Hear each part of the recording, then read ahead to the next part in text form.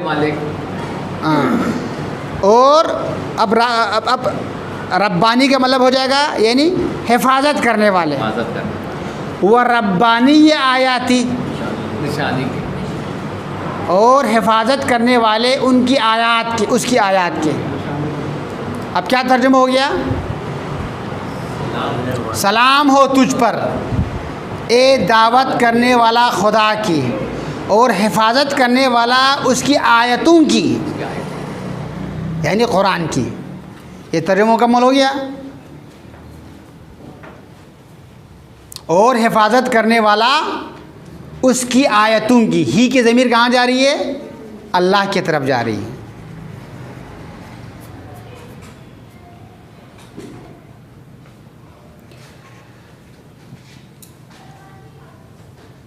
जी आगे हम बढ़ते हैं। अस्सलामु अलैका या बाब अल्लाह। फजील भाई। सलाम हो तुझ पर ए अल्लाह के दरवाज़े। व दयान दीन ही, दयान का मतलब भी हिफाजत करने वाला, और उसके दीन की हिफाजत करने वाला। शाबाश। सलाम हो तुझ पर ए खुदा के दरवाज़े, और हिफाजत करने वाले उसके दीन की। अब आप ख़ुद सोचे फजील, बाप का हिफाजत करने वाला है ना, खुदा का बाप है। इस बाप को करास करने के बाद कहाँ जाएगा? गोया इमाम, खैर तालिब भाई बताएंगे, इमाम दरवाज़ा है कहाँ जाने का? अल्लाह के अंदर जाने का, अल्लाह की तरफ जाने का। इस दरवाज़े से फिर उसकी तशरीह में बहुत सारी और भी अना मदीनतुल इल्म, बहुत सारी और भी रिवायात दीन हैं। की हिफाजत करने वाला। जी जी, और उसकी हिफाजत, उसके दीन की हिफाजत करने वाला, उसके दिन ही के ज़मीर अल्लाह की तरफ है। दयान दीन ही की माने दयान हिफाजत करने वाला, दीन ही उसके दीन की। सलाम हो तुझ पर ए खुदा के दरवाज़े, और हिफाजत करने वाले उसके दीन की। जी आगे बढ़ते हैं हम। बिस्मिल्लाह। अस्सलामु अलैका या खलीफतुल्लाह नासिर मुल्क। सलाम तुझ पर ए खलीफा अल्लाह, ए खुदा के खलीफा। हाँ एक सेकेंड, आहिस्ता आहिस्ता। सलाम हो तुझ पर ए नुमाइंदा खुदा का। खलीफा नुमाइंदे को कहते हैं ना। सलाम हो तुझ पर ए नुमाइंदा खुदा का, व नासिर हक़ ही, और मदद करने वाले उसके हक़ की। शाबाश, माशाल्लाह। आप लोग साथ हैं ना? ख़वातीन भी साथ हैं ना? जी आप कीजिएगा। अस्सलामु अलैका या हुज्जतल्लाहि, ए खुदा की हुज्जत। वो दलील इरादती, दलील कहते हैं रहनुमा। आपने कहा ना, मैंने आपको एक बात कही तो आपने कहा भाई इस बात के लिए कोई दलील दे दो।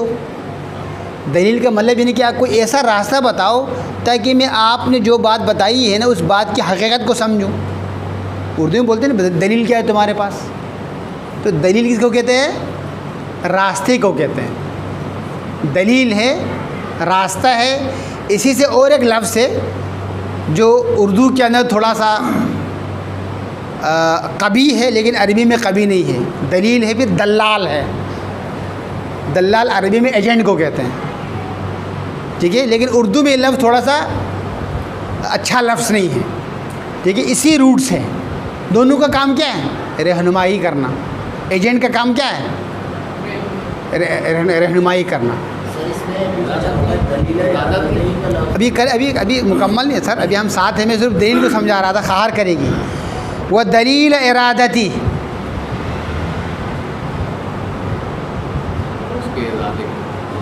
और दलील का मतलब क्या बताया मैंने?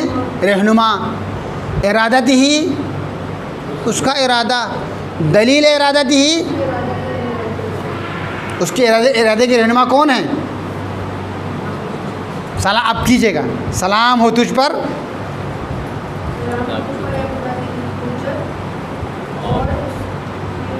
इरादे का रहनुमा। शाबाश जी। खार आप कीजिएगा।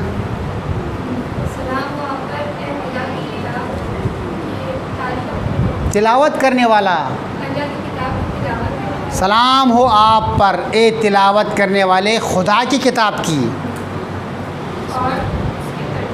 और उसके तर्जुमान, यानी उसके तशरीह करने वाले, यानी और जी जी कहाँ पे तर्जुमान पे ज़बर आएगा। जी जी। अस्सलामु अलैका या तालिया किताबिल्लाही व तर्जुमा नहू हो जाएगा, यानी या तर्जुमानहू। तर्जुमाना तालिया के ऊपर है, अतफ है। जी जी। इन्होंने क्या बोला? तिलावत करने वाला और उसके बाद तशरीह करने वाला। सलाम हो आप पर ए तिलावत करने वाले खुदा किताब खुदा की और तशरीह करने वाले उसकी। हु की ज़मीर कहाँ आ रही? किताब की तरफ जा रही है। और उसकी किसकी? किताब खुदा की। शाबाश। यहाँ तक क्लियर है? सारों को वाज़ेह है? नहीं हो तो साथ खड़ा कीजिएगा। दलील, हुज्जत, दलील। देखिए सर, एक दलील है, एक हुज्जत है। ठीक है, हुज्जत के अंदर ज़्यादा पावर है। हुज्जत जो है, जो अमूमन जो है ना, ये आपको एक हातमी भी है। फ़ज़ील हुज्जत थोड़ा सा उलूम अक़लिया में इस्तेमाल होता है। ठीक है, मेटाफिज़िक्स के अंदर दलील जो है फ़िज़िक्स एंड मेटाफिज़िक्स दोनों में इस्तेमाल होता है। जी आप कीजिएगा। अस्सलामु अलैका जी आप पढ़िएगा और तिलावत की तर्जुमा कीजिएगा।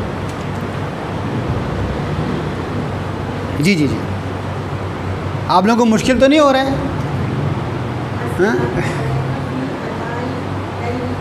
नहीं लिखा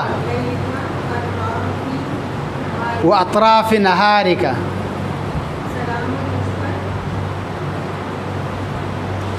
आना कहते आन की जमा है, आन वक्त को कहते हैं। हम नहीं कहते आन वाहिद में सब कुछ हो गया। उर्दू में नहीं बोलते आन वाहिद में सब कुछ हो गया, यानी एक ही वक्त में। आन वक्त को कहते हैं और आना जमा है। सलाम हो तुझ। लेल किसको कहते हैं? लेल रात को कहते हैं। लेली का तुम्हारे रात, तेरी रात। आप कीजिएगा सलाम हो तुझ पर फ़ी आना इलेली का, तेरी रात के तमाम औकात में। ये तमाम का तर्जुमा मैंने कहाँ से किया? आना। और सलाम हो तुझ पर यानी तेरी रात के औकात में। वो अतराफ़ नहारिका, नहार किसको कहते हैं? दिन को कहते हैं। नहारिका तेरे दिन। अतराफ़ किसको कहते हैं? जिहत को कहते हैं। अब की तरफ, ठीक है। रुख, पहर, पहला पैर, दोपहर, तीसरा पैर, ठीक है। अब क्या हुआ? सलाम हो तुझ पर तेरी रात के औकात में और तेरे दिन के औकात में। अतराफ़ का मतलब भी क्या है? औकात, पहर। यानी सलाम हो तुझ पर तेरे रात के औकात में और तेरे दिन के पहरों में। अगर आपको वाज़ी है तो मैं पहरों इस्तेमाल होता है ना? जी जी होता है इस्तेमाल। चलिए हाँ, सपेर दोपहर सारा मिलकर मैंने इसको जमा बना दिया है। दोपहर सपेर ये सारा पहर क्या हो गया? एक तरफ हो गया। तो दिन के मैंने जैसे कि कहा ना, अरबी के अंदर 9 पहर होते हैं।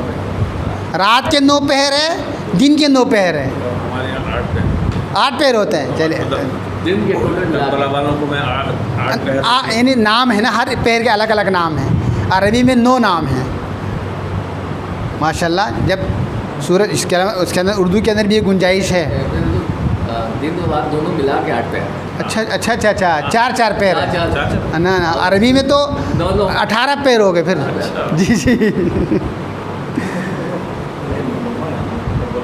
8 पैर।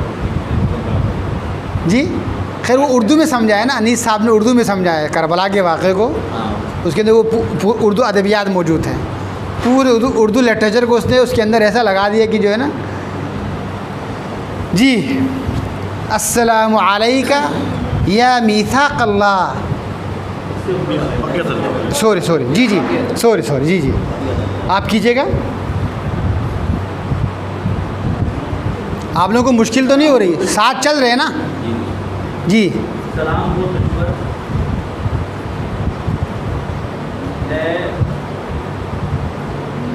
बाक़ियतुन किसको कहते हैं? नुमाइंदा, जो बाकी है। देखिए सर, जो कोई जाए तो नुमाइंदा छोड़ कर जाता है ना। बक़ियतुन कहते हैं बचा हुआ हो, बाकी रहने वाला, यानी नुमाइंदा। खलीफा और बक़िया का एक ही मतलब है। इसका पोशीदा तो नहीं, पोशीदा नहीं होना चाहिए। जी जी जी जी, खलीफा ही तर्जुमा कीजिएगा आप, नुमाइंदा कीजिएगा। सलाम हो तुझ पर ए अल्लाह के नुमाइंदा। ये अल्लाह का खलीफा, अल्लाह के खलीफा ज़मीन में। किसकी ज़मीन में? किसकी ज़मीन में? उसकी ज़मीन। किसकी? खुदा की। सलाम हो तुझ पर ए खुदा के नुमाइंदा, उसके ज़मीन पर।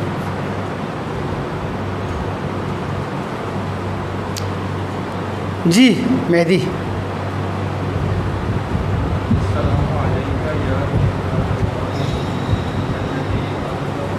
बस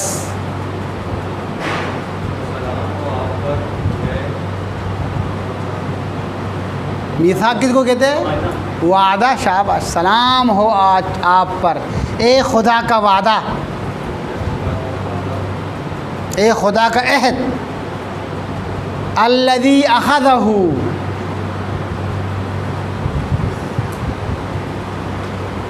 जो लिया उसने उसे। अख़ज़ा का मतलब क्या है? उसने लिया। हु की ज़मीर आ रही है, मिसाक की तरफ आ रही है, ठीक है। अल्लज़ी और हु दोनों को मिलाकर तर्जुमा हो जाएगा जिसे उसने लिया। वादा। जी जी, हाँ, यानी वादे की तरफ भी जा रही है। सलाम हो तुझ पर ए वादा खुदा का, जो उसने लिया उसे। वो वक्कदहू, जी मेहदी, और मजबूत किया उसे। वक्कदा किसको कहते हैं? उसने मजबूत किया। वक्कदा किसको कहते हैं? उसने मजबूत किया। अख़ज़ा किसको कहते हैं? उसने लिया। वो वक्कदहू, और मजबूत किया उसे। आगे कीजिएगा, क्योंकि एक ही उससे, इस वजह से मैं चाहूँगा ये आप ही करें। अस्सलामु अलैका अल्लज़ी ज़मिनहू, सलाम हो आप पर ए अल्लाह का वादा, ए अल्लाह के वादे। अल्लज़ी ज़मिनहू, ऊपर आपने कहा अल्लज़ी अख़ज़हू। अल्लज़ी ज़मिनहू, जो हिफाजत की उसने, यानी जो हिफाजत की उसने उसकी, यानी जिसकी हिफाजत की उसने। सलाम हो आप पर ए खुदा के वादे। अल्लज़ी, जो ज़मिनहू, उसने हिफाजत की, हु उसकी, यानी खुदा की, इमाम की हिफाजत करने वाला भी कौन है? खुदा है। क्योंकि खुदा जो है, क्योंकि इमाम जो है खुदा का वादा है। जी आगे।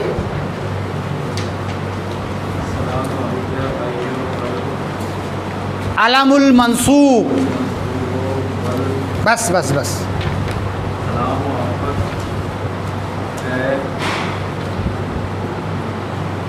सलाम हो आप पर ए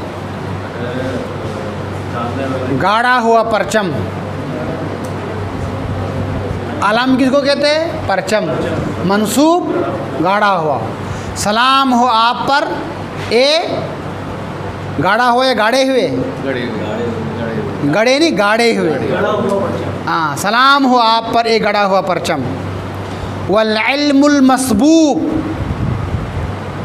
और फैले हुए इल्म। मसबूब कहते हैं सर अरबी में, सब्बा से ये लफ्ज़ निकला है। सब्बा उंडेलने को कहते हैं।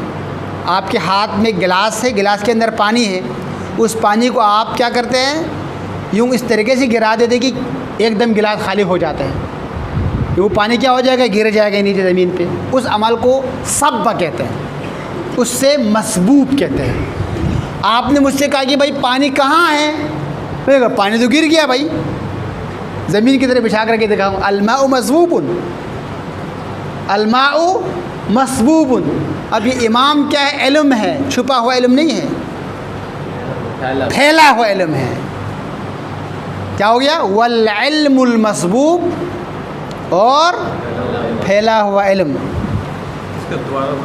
सलाम हो तुझ पर ए गाढ़ा हुआ परचम। सलाम हो उस पर एक गड़ा हुआ परचम और फैले हुए इल्म। वल गौसु, गौस किसी को कहते हैं, फरियाद सुनने वाला। ये तमाम इमाम की सिफ़ात है। वर्रहमतुल वासिआ, वसी रहमत। वादन, वादा गैर मकज़ूब, जो झूठा नहीं होगा। ठीक है, अब आप कीजिएगा, अब आप सुन लीजिएगा मैं इसको। सलाम हो तुझ पर ए परचम गड़ा हुआ और इल्म फैला हुआ और फरियाद रस, फरियाद सुनने वाला, और रहमत वासिया, वसी रहमत। ये तमाम अलग अलग इमाम की सिफ़त हैं। और वादन गैर मकज़ूब, और ऐसा वादा जो झूठा नहीं है। ये तमाम इमाम की अलग अलग सिफ़ात हैं। इमाम क्या है, आलम मंसूब है। मैं दोबारा पढ़ूँगा आखिर में, आप बेफिक्र रहेगा। आलम मंसूब है। मंसूब मकज़ूब यानी जो झूठा ना हो, काज़िब से, काज़िब झूठ बोलने वाला, मकज़ूब जो झूठ बोला गया हो। गैर आप आने पर थे गैर मकज़ूब, गैर मकज़ूब यानी वो जिस पर तेरा गज़ब ना हो, गैर मकज़ूब जो झूठा ना हो। सलाम हो तुझ पर एक गड़ा हुआ परचम, फैला हुआ इल्म, फरियाद सुनने वाला, वसी रहमत, ऐसा वादा जो झूठा ना हो। अब क्लियर? शाबाश जी, आप फरमाइएगा। अस्सलामु अलैकाहीन तक़ूम। हीन लफ्ज़ गुज़र चुका है। हीन जब को कहते हैं, जब। जी जी जी सर। सलाम हो तुझ पर हीन तक़ूम, जब तू क़याम करोगे, यानी जब तुम तक़ूम का उठोगे। हम नहीं करते, बिहाउलिल्लाहि व क़ुव्वतिही अक़ूमु व अक़उद। अल्लाह की ताकत से मैं उठता हूँ और बैठ जाता हूँ। क़ुऊद और क़याम। सलाम हो तुझ पर सलाम हो तुझ पर जब तुम क़याम करोगे। क़याम करोगे या जी करोगे या करते, करो नहीं, करोगे, मुज़ारे के सिगा है। अस्सलामु अलैका हीन तक़उदु,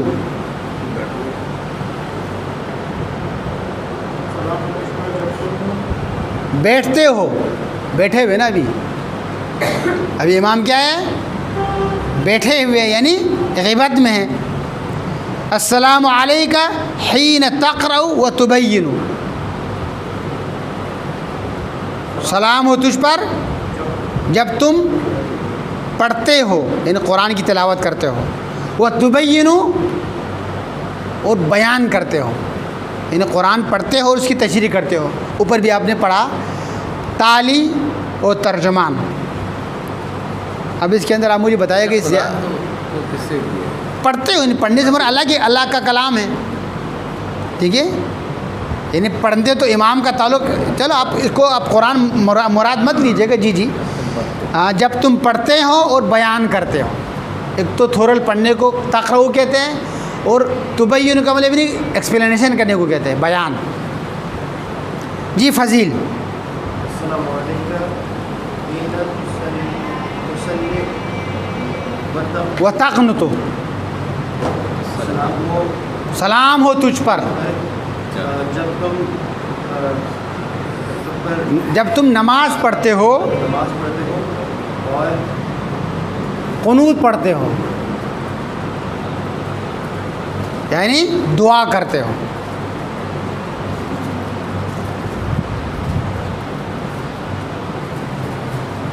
सलाम हो तुझ पर जब तुम नमाज पढ़ते हो और कुनूत पढ़ते हो। कुनूत का दुआ। हाँ, तो कुनूत दुआ को कहते हैं, दुआ को कहते हैं। जी सर। अस्सलामु अलैकाहीन तरकउ व तस्जुदु, सलाम हो आपका जवाब करते हैं रुकू का। सलाम हो तुझ पर जब तू रुकू करते हो और सजदा करते हो। ये मुश्किल तो नहीं है ना? माशाल्लाह। जी सर। हाँ, लिखते आप सारे लिख रहे हैं ना? ख़वातीन भी लिख रही है ना? आप लोगों को मुश्किल तो नहीं हो रही है? मुश्किल हो तो फ़ौरन हाथ खड़े कीजिएगा। जी, सजदा करते हो। जी जी जी, ये सारा मुज़ारी का सिगा है। जी सर।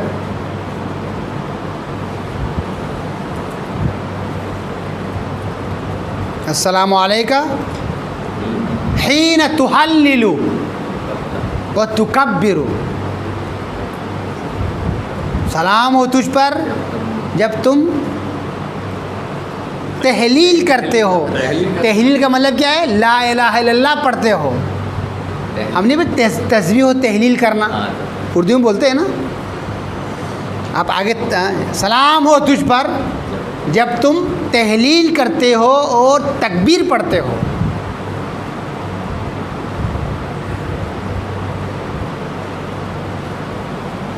निकल जाएगा तो आप ये कर लें कि आप खुद तर्जुमा करते रहें। और अच्छा अच्छा, ठीक है ठीक है ठीक है ठीक है।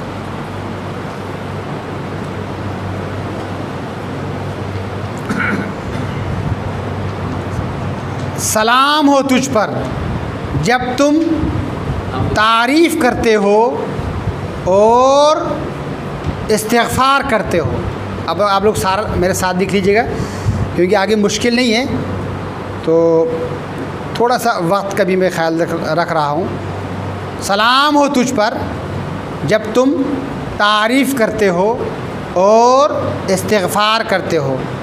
अस्सलामु अलैका हीन तुस्बिहु व तुमसी, सलाम हो तुझ पर जब तुम सुबह करते हो और शाम करते हो।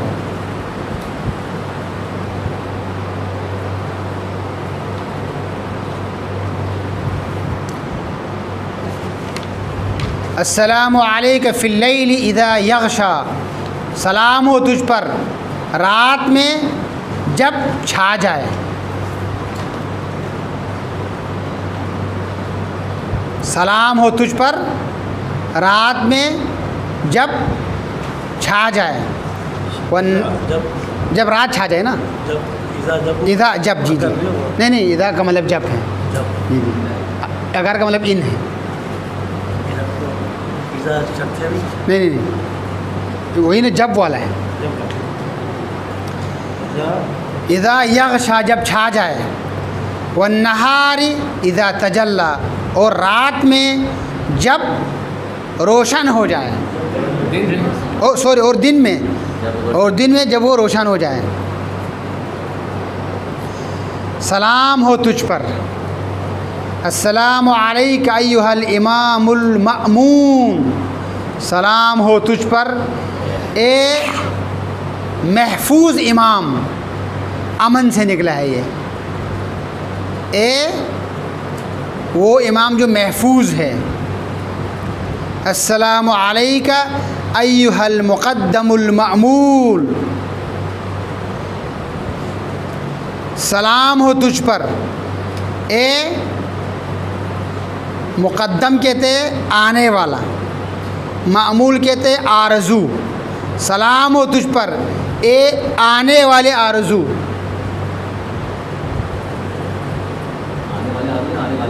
आने वाली आरज़ू यानी इमाम एक आरज़ू है, मुक़द्दम यानी आने। सलाम हो तुझ पर ए आने वाली आरज़ू।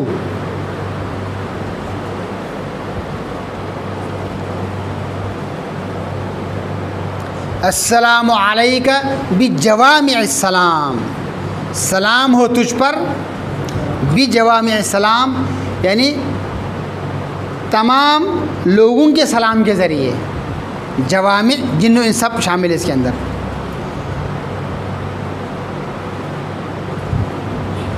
तमाम लोगों के सलाम हो तुझ पर बिजवामिअस सलाम, तमाम लोगों के सलाम के ज़रिए। उशहिदु का मैं गवाही देता हूँ तेरी, या मौला ए मेरे मौला, अन्नी ये कि मैं गवाही देता हूँ ये कि नहीं है कोई माबूद मगर खुदा।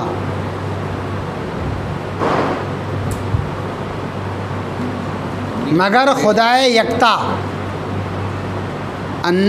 इन्नी है या अन्नी है? अन्नी है।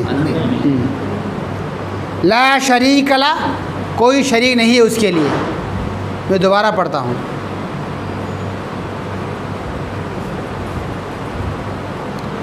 सलाम हो तुझ पर, अस्सलामु अलैका भी जवाब में सलाम। सलाम हो तुझ पर सारे सलाम के ज़रिए, सारों के सलाम के ज़रिए।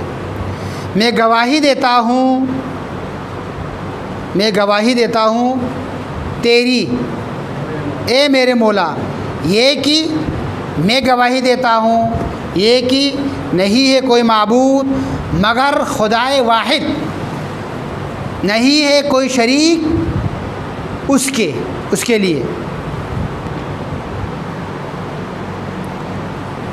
व अन्न मुहम्मदन अब्दुहु व रसूलुहु, और ये कि मोहम्मद उसका बंदा और उसका रसूल है। ला हबीबा इल्लाहु, नहीं है कोई हबीब मगर वो और उसका ख़ानदान।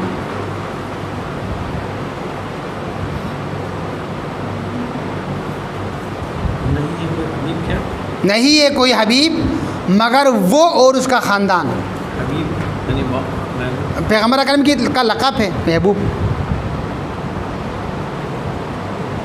मैं गवाही देता हूँ तेरी, उशहिदु का या मौलाई, और मैं गवाही देता हूँ तेरी ए मेरे मौला, ये कि अली अमीरुल मोमिनीन उसकी हुज्जत है। किसकी हुज्जत है? खुदा की हुज्जत है।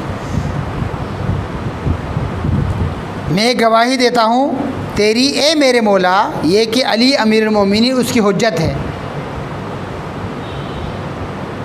और हसन उसकी हुज्जत है और हुसैन उसकी हुज्जत है। अली इब्न हुसैन उसकी हुज्जत है। मोहम्मद इब्न अली उसकी हुज्जत है। जाफ़र इब्न मोहम्मद उसकी हुज्जत है। मूसा इब्न जाफ़र उसकी हुज्जत है। अली इब्न मूसा उसकी हुज्जत है। मोहम्मद इब्न अली उसकी हुज्जत है। अली इब्न मोहम्मद उसकी हुज्जत है और हसन इब्न अली उसकी हुज्जत है। अपने बाबा तक आ गए। व अशहदु, और मैं गवाही देता हूँ अन्नका इमाम, अन्नका हुज्जतुल्लाह, और मैं गवाही देता हूँ ये कि आप हुज्जत है खुदा की। इमाम से है ना, आप ज़ियारत किसको कर रहे हैं? इमाम आपके सामने इमाम है ना। जी जी जी। अंतुमुल अव्वलु, आप सब पहले हैं। वल आखिरु, और आखिर है। आप सबसे पहले हैं? आप सब, अंतुम आ गया ना, यानी पूरे आप सब पहले हैं और आखिर है।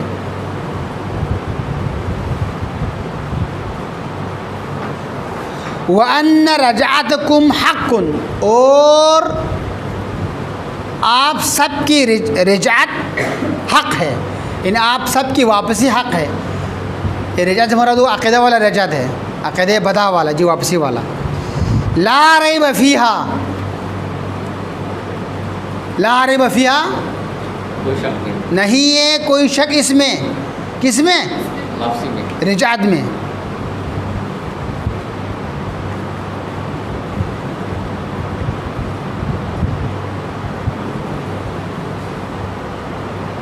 यौमा ला यनफ़उ नफ्सन ईमानुहा, उस दिन नहीं फ़ायदा देगा, उस दिन नहीं फ़ायदा देगा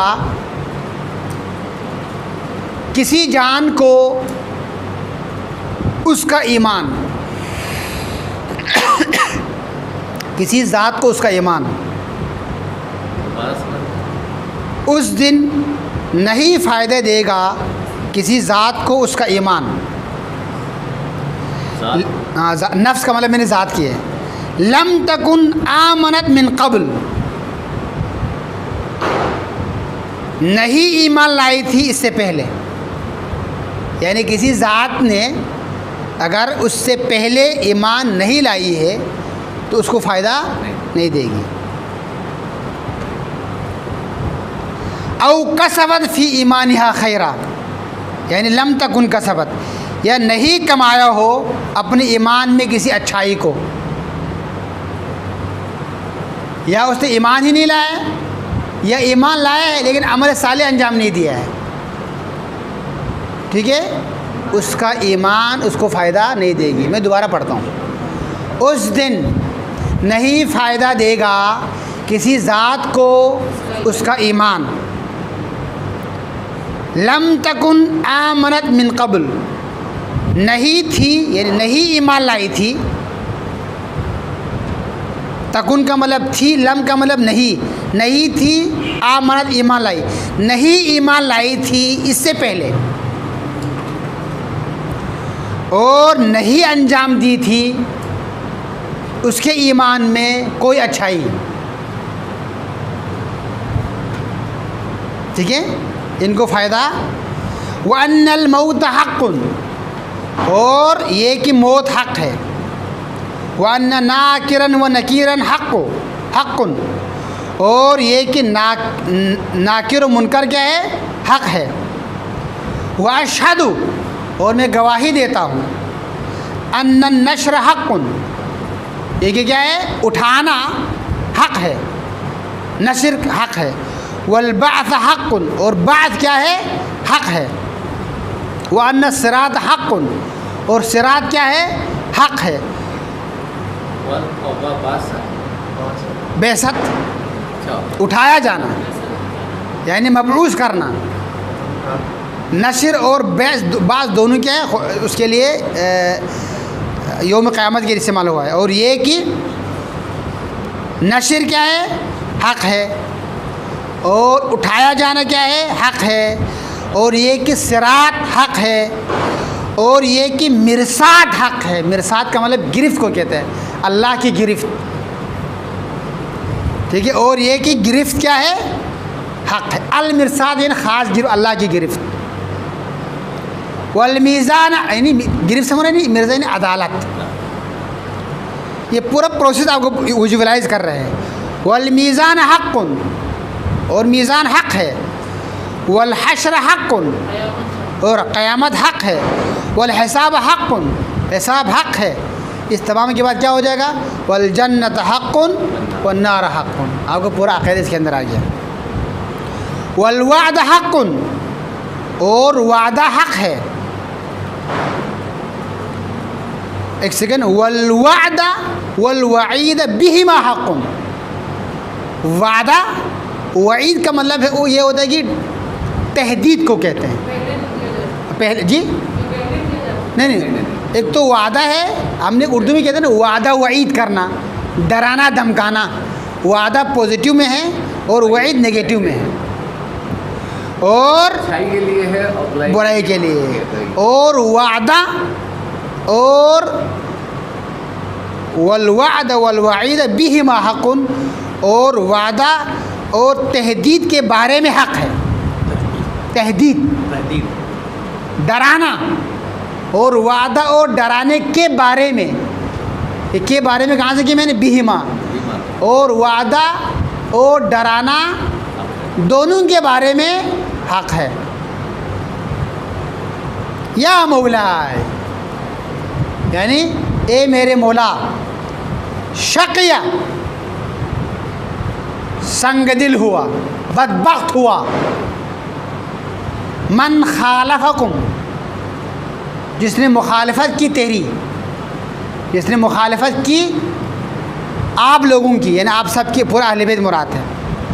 वह साइदा नेकबख्त हुआ, सादतमंद हुआ, मन अताअकुम, जिसने इताअत की आपकी।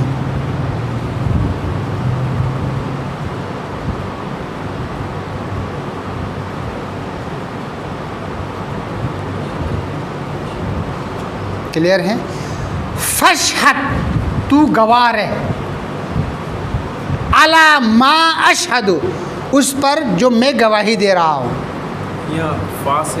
बस इतनी सारी बातें बताने के बाद क्या है? बस तू गवाह है, बस तू गवाह है, अला मा का मतलब जो, अला का मतलब पर, उस पर जो, अशहदतु का मैंने गवाही दी तेरी। ठीक है? बस तू गवाह है उस पर जो मैंने गवाही दी तेरी। वह आना वलीयुन, नबी साहब अब यहाँ पे आप दोस्त कीजिएगा, ठीक है? वह आना वलीयुन, और मैं दोस्त हूँ, और मैं मुहिब हूँ, लका, तेरे लिए। वह बरीउन, और मैं जुदा हूँ, मिन अदुव्विका, तेरे दुश्मन से। ठीक है सर? और मैं दोस्तदार हूँ तेरे लिए, और मैं जुदा हूँ तेरे दुश्मन से। फलहक़्क़ु मा रज़ीतुमू, बस हक़ है जो राज़ी हुए तुम सब उस पर।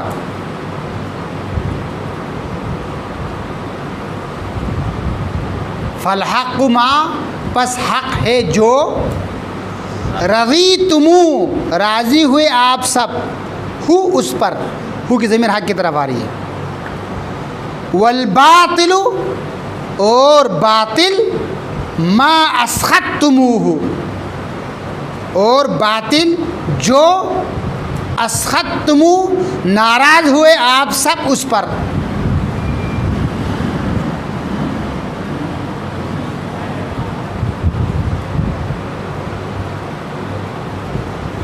वल मारूफ़ु मा अमरतुम भी, और नेकी जो हुक्म दिया आपने उसके बारे में। और नेकी वो है जो आप सब ने हुक्म दिया उसके बारे में। वल मुनकरु मा नहैतुम अन्हु, और मुनकर वो है जो मना किया आप सब ने उसके बारे में।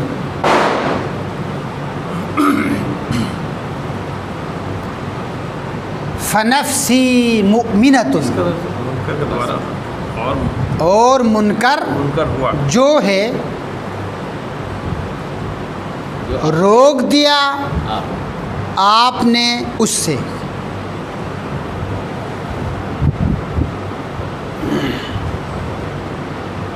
बस मेरी जान ईमान वाली है, या ईमान लाने वाली है खुदा पर, बिल्लाहि वहदहू, यानी खुदा वाहिद पर। बस मेरी जान ईमान लाने वाली है खुदा वाहिद पर, ला शरीक लहू, नहीं है कोई शरीक उसके लिए।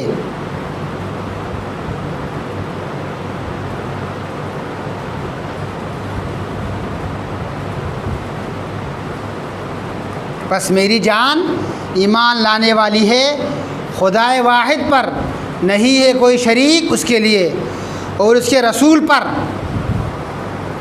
यानी मुमिनत व नफ्स मुमिनतुन बि रसूलिही, और उसके रसूल पर, वह भी अमीरुल मोमिनीन, और अमीरुल मोमिनीन पर,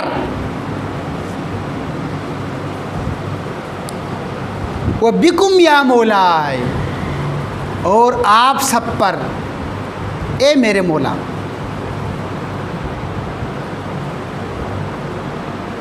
यूँ है, वह बिकुम या मौलाए अव्वलिकुम व आखिरिकुम, और आप सब पर ए मेरे मौला, आपके अव्वल से आखिर पर, यानी आपके अव्वल से आखिर तक।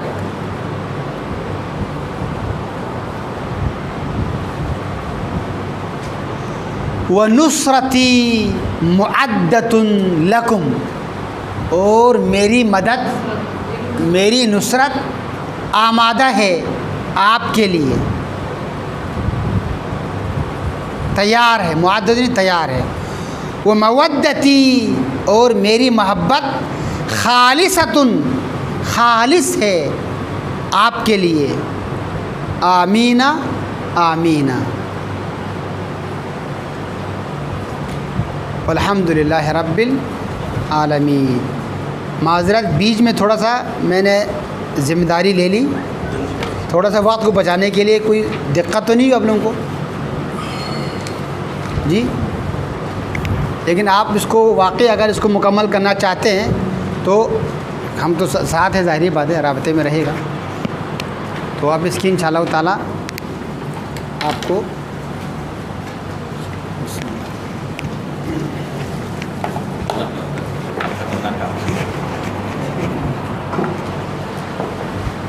बिस्मिल्लाहिर्रहमानिर्रहीम वसल्लल्लाहु अला सय्यिदिना व नबिय्यिना मुहम्मद व अला अहलि बैतिही तय्यबीन अत्ताहिरीन और मोहम्मद व आले मोहम्मद सल्लल्लाहु।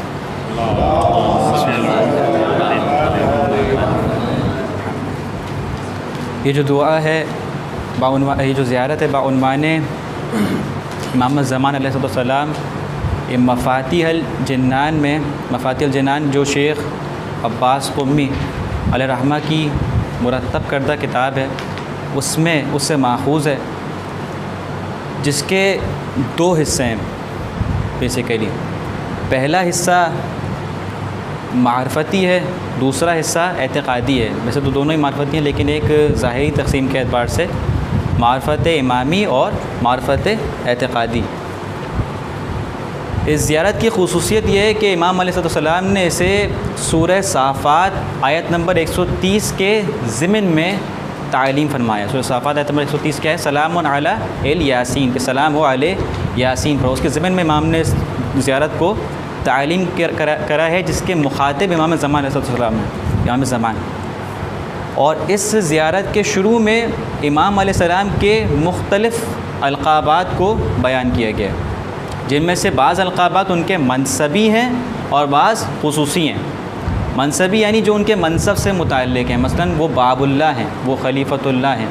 खलीफ़तुल्लाह यानी खुदावंद आलम का नुमाइंदा, या खुदावंद आलम का जानशीन, या खुदावंद आलम का नायब। जब खुदावंद आलम ने इंसानों को इख्तियार दिया तो उस इख्तियार को खुदा के मुताबिक ढालने की ज़रूरत थी, और उसके लिए इंसान को किसी न किसी कानून की भी ज़रूरत थी। कोई कानून होगा, कोई रूल्स एंड रेगुलेशंस होंगे, तभी तो इंसान उसके मुताबिक अमल करेगा, अपने इख्तियार को उन रूल्स एंड रेगुलेशन के मुताबिक ढालेगा। तो खुदा ने इंसान के लिए एक कानून मुरतब किया, और कानून को भेजने के लिए जिसे खुदावंद आलम ने बीच में मीडियम बनाया या बीच में वसीला वास्ता बनाया, उसे खलीफ़तुल्लाह का उन्वान दिया गया। अच्छा, यहाँ जब हम शरीयत या पुरानी इस्तिलाह में खलीफ़तुल्लाह इस्तेमाल करते हैं तो ये खलीफ़तुल्लाह बिलख़ुसूस है इमाम के लिए, यानी खलीफ़तुल्लाह कहें या इमामन नास कहें, दोनों का मानी एक ही हैं। यानी खलीफ़तुल्लाह बिलजहद से मुराद फ़क़त व फ़क़त आइम्मा अलैहिमुस्सलाम है, यानी हज़रत आदम से और इमाम ज़मान तक जितने भी अल्लाह ने आइम्मा मुक़र्रर किए हैं। तो इस एतबार से जो पहला इमाम खुदावंद ने मुरतब किया था, वो मुक़र्रर किया था, बोलते आदम अलैहिस्सलाम थे। यानी फरमाया इन्नी जाइलुन फ़िल अर्ज़ खलीफ़ा, कि मैं ज़मीन पे खलीफ़ा करार दे रहा हूँ। ये खलीफ़ा क्या है? जो खुदावंद आलम के दीन को ना सिर्फ़ ये कि नबी होने के उन्वान से पहुँचाने वाला है, बयान करने वाला है बल्कि इमामत के उन्वान से राइज करने वाला भी है, हिफाजत करने वाला भी यही है। तो खलीफतुल्लाह ये इनका लक़ब मनसबी है, इनका मनसब है कि ये खुदावंद आलम के नायब हैं, जानशीन हैं। खुदावंद आलम ने अपना इख्तियार इनको दिया है वर्टिकल गिराफ की सूरत में, यानी अपना इख्तियार इनको अता फ़रमाया है तशरीई उन्वान से, तकवीनी उन्वान से भी। यानी खुदावंद आलम फरमाता है इन्नमा वलीयुकुमुल्लाह, अल्लाह तुम्हारा वली है, व रसूलहु, और उसने अपनी विलायत दी है रसूल अल्लाह को, वल्लज़ीना आमनु, और उन लोगों को जो ईमान लाए। और फिर उनकी खुसूसियत क्या है कि वो रुकू में ज़कात देते हैं। उनको अल्लाह ने विलायत रसूलुल्लाह के बाद उन्हीं से मुंतकिल की है। तो ये विलायत खुदावंद आलम की दी हुई है, खुदावंद आलम की अता करता है किसको? खलीफतुल्लाह को। और क्योंकि खलीफतुल्लाह विलायत इलाहिया का हामिल है, खुदावंद आलम का जानशीन है, लिहाजा खुदा तक पहुँचने का जो दरवाज़ा है ऑटोमेटिकली वो यही बनता है। यानी खुदावंद आलम की रज़ा अगर किसी को चाहिए या खुदावंद आलम का क़ुर्ब किसी को चाहिए तो इमाम ज़माना की या अपने वक्त के इमाम की मार्फत के बग़ैर, उससे साथ के बग़ैर, उसकी मदद और नुसरत के बग़ैर, उसकी मार्फत के बग़ैर मुमकिन नहीं है। इसीलिए अल्लाह के रसूल की वाज़ेह हदीस है कि जिसने अपने ज़माने के इमाम की मार्फत हासिल नहीं की वो जahiliयत की मौत मरा। क्योंकि अगर इमाम की मार्फत हासिल नहीं करेगा तो ज़ाहिर सी बात है उसकी अताअत भी नहीं करेगा। जब अताअत ही नहीं करेगा तो खुदावंद आलम की मर्ज़ी को कहाँ से हासिल करेगा? क्योंकि हमने अभी यहाँ पे ज़ियारत में पढ़ा कि दलील इरादत, कि अल्लाह के इरादे की दलील हैं, रहनुमा हैं। यानी अल्लाह का इरादा क्या है इसे जानने का वाहिद वसीला कौन है? हुज्जत खुदा। अगर हुज्जत खुदा को पहचानता ही नहीं होगा तो खुदावंद आलम के इरादे तक भी नहीं पहुँचेगा। जब खुदा के इरादे तक नहीं पहुँचेगा तो बज़ाहिर तो यकीनन उसकी रज़ा भी हासिल नहीं कर सकेगा। इस तरह बहुत सारे अलक़ाबात इमाम अलैहिस्सलाम के जो इसमें बयान हुए हैं वो उनके अलक़ाब मनसबी हैं, लेकिन बाज़ अलक़ाब उनके अलक़ाब खुसूसी हैं, यानी सिर्फ उन्हीं को अता हुए हैं। ऐसा नहीं है कि वो दीगर आइम्मा को हासिल नहीं है, इमामों को हासिल हैं, लेकिन उसका जो मिज़ाक़ खुसूसी है वो इमाम ज़मान है। मसलन जैसे अमीरुल मोमिनीन है, वो सिर्फ इमाम अली अलैहिस्सलाम के लिए मंसूब है। इसका ये मतलब नहीं कि बाकी आइम्मा अमीरुल मोमिनीन नहीं है, नहीं, वो हैं, लेकिन खुसूसियत इस उन्वान से इमाम अली अलैहिस्सलाम को हासिल है कि वो अमीरुल मोमिनीन है। इसी उन्वान से कई सारे अलक़ाबात इमाम ज़मान के ऐसे हैं जो सिर्फ इमाम ज़मान को बिलखुसूस हासिल हैं, जो इस ज़ियारत में इमाम ने तालीम किए। जैसे वो बक़ियतुल्लाह हैं, यानी खुदावंद आलम का बचाया हुआ, खुदावंद आलम का बाकी रखा हुआ, किसके लिए? मुमिनीन के लिए। बक़ियतुल्लाहि खैरुल लकुम इन कुंतुम मुमिनीन, सूरह हूद की आयत है, आयत नंबर 86 कि अल्लाह का बक़िया तुम्हारे लिए बहुत बेहतर है, बहुत अच्छा है अगर तुम सब साहिबान ईमान हो। इस तरह से इमाम का लक़ब वअदल्लाह, कि खुदावंद आलम का वादा। दीगर आइम्मा भी खुदा के वादा हैं, लेकिन इमाम ज़मान को इस उन्वान से खुसूसियत हासिल है क्योंकि अल्लाह ने जब कुरान में सूरह तौबा आयत नंबर 32 और 33 में फ़रमाया कि युरीदूना युत्फ़िउ नूरल्लाहि बिअफ़वाहिहिम व यअबल्लाहु इल्ला अन युतिम्मा नूरहु वलौ करिहल काफ़िरून। फिर फरमाया अल्लज़ी अरसला रसूलहु बिल हुदा व दीनिल हक़्क़ि लियुज़हिरहु अला दीनि कुल्लिहि वलौ करिहल मुशरिकून, कि अल्लाह ने अपने नूर को मुकम्मल करना है, तमाम करना है, अगरचा कुफ़ार को बुरा लगे। ये खुदावंद आलम का इरादा है। और फिर फरमाया कि अल्लाह ने अपने रसूल को दीन मुबीन, दीन हक़ के साथ भेजा, हिदायत के साथ भेजा, ताकि उसे तमाम अदियान पर गलबा अता करे, चाहे मुशरिकीन को यानी शिरक करने वालों को बुरा लगे। इसका मतलब कि वो जो वहाँ पे वलौ करहल काफिरून इस्तेमाल किया, पे वलौ करहल मुशरिकून इस्तेमाल किया, यानी वो जो इख्तिलाफ़ है जिन लोगों को खुदा के नूर के कमाल से, वो हैं जो इनकारी हैं, सिरे से इमामत के या दीन के इनकारी हैं। उन्हें बहुत ज़्यादा तकलीफ़ है कि इमाम अलैहिस्सलाम का अगर वजूद दुनिया में ज़ाहिर हो जाए, क्योंकि इसकी वजह से उनका कुफ्र ख़तरे में है। नेज़ फिर अगला मसला उनका है जो शिरक के हामिल हैं, कि अगर इमाम अलैहिस्सलाम आएंगे तो तो ज़ाहिर सी बात है कि इमाम अलैहिस्सलाम दीन इलाही को कुफ्र के मुकाबले पे नाफिज़ करेंगे।